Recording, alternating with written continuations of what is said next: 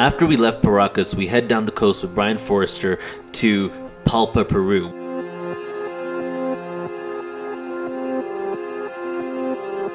We were on our way to Nazca. We went to Palpa, Peru and took a look at the petroglyphs there.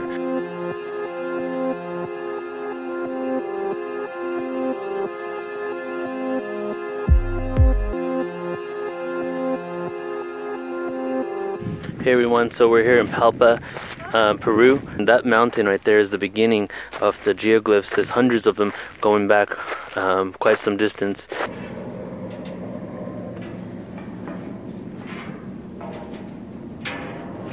These were made by the Paracas culture.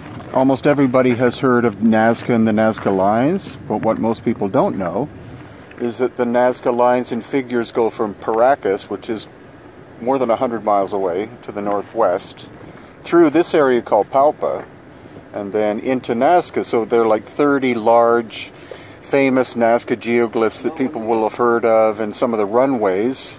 People will have heard of the spider, the monkey, etc. But on the tops of these mesas, and also on the side of this mountain, there are more than 1,000 smaller figures. These are anthropomorphic. It's almost like they're part human and part insect or something.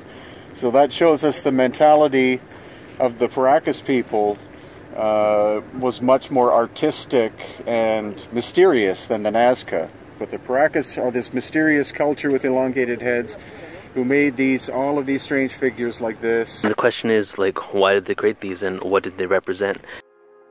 The petroglyphs in Palpa are distinctly different than the ones in Nazca.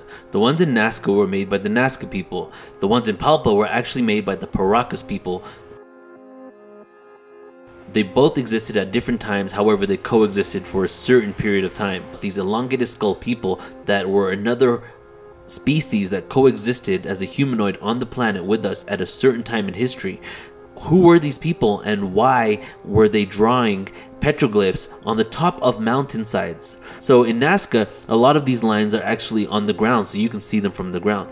But in Palpa, many of them are on top of hills, on top of mountains. So not only did they have to get up there, but they weren't even attempting to let it be seen from the ground. They were just specifically for whoever was above them.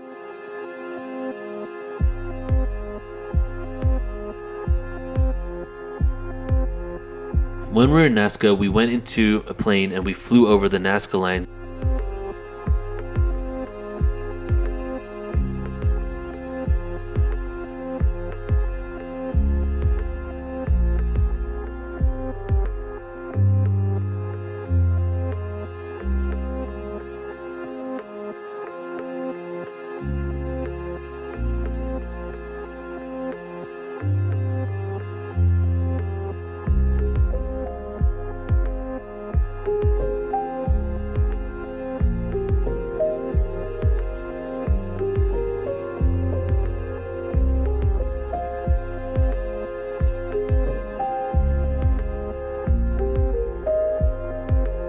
The Nazca Lines have become world famous with the petroglyphs of the monkey, of the spider.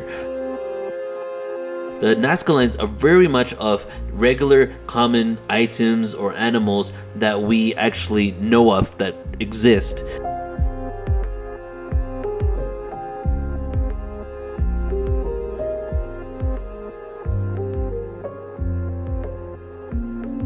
You have these two deposits. You have the seabed, which is this white material, and then you have the volcanic activity, which is granite, so it's darker. And so all the Nazca had to do was scrape away the darker material and expose the clay, and that's what makes a Nazca line. Very simple.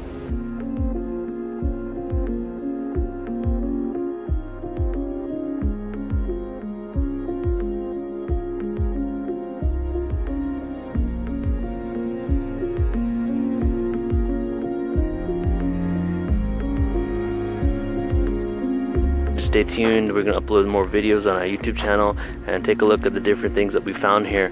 The whole of Peru is an archaeological mecca everywhere, so much so that even in people's backyards there's elongated skulls and different types of remains and ruins and pyramids. There's just so much going on over here, and the time really is now to unveil the truth about Peru and you know, its ancient history.